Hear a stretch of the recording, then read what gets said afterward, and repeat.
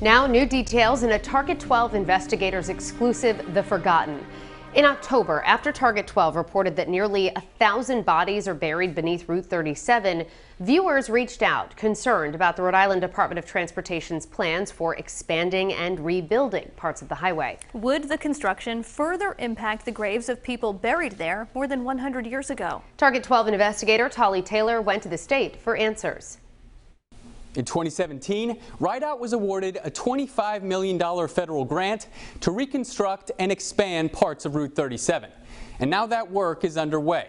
But to review whether the project disturbed the state institution cemetery, Target 12 had to file a public records request. Since the beginning of this year, the Rhode Island Department of Transportation has been upgrading and widening parts of Route 37. Target 12 obtained this map, which shows State Farm Cemetery in blue. Route 37 was built right through the center of the cemetery in 1961. Pretty quickly, I was able to go through the various data sets and kind of figured out, like, oh, what we're dealing with, we have a lost cemetery here, as opposed to a crime scene. To understand where the estimated 3,000 bodies are buried under and around Route 37, Target 12 went there with archaeologist Jay Waller. An anthropologist is now helping investigators from the medical examiner's office. In 2006, after the remains of 71 people were discovered by the side of Route 37, Waller oversaw the removal process and reburial. Waller says he learned that each grave didn't just have one body. You have these individual plot numbers. There's actually 2 people in each of them because they cut it and subdivided it further. 2 people in each? Correct. At least 2 people in each. Because there were cases here, there was a couple graves we excavated.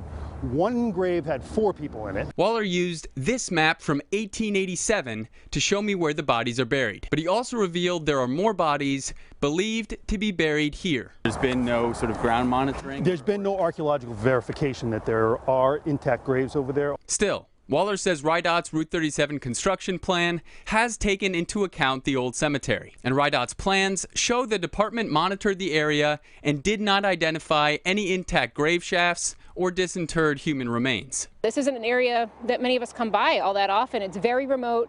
Access off 37. State Representative Barbara Ann Fenton-Fung says she started visiting the state cemeteries after Target 12's original report. We met her at State Annex Cemetery, just feet away from Route 37. Fenton-Fung says she wants to devote state funds toward potentially erecting signs, building fences, and showing these cemeteries more respect. I would really like to see kind of either one of the signs or kiosks so that family members can come and they can match their family members to the number of grave.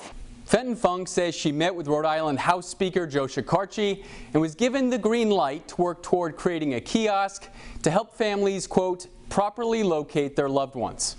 With the Target 12 investigators, I'm Tolly Taylor, 12 News.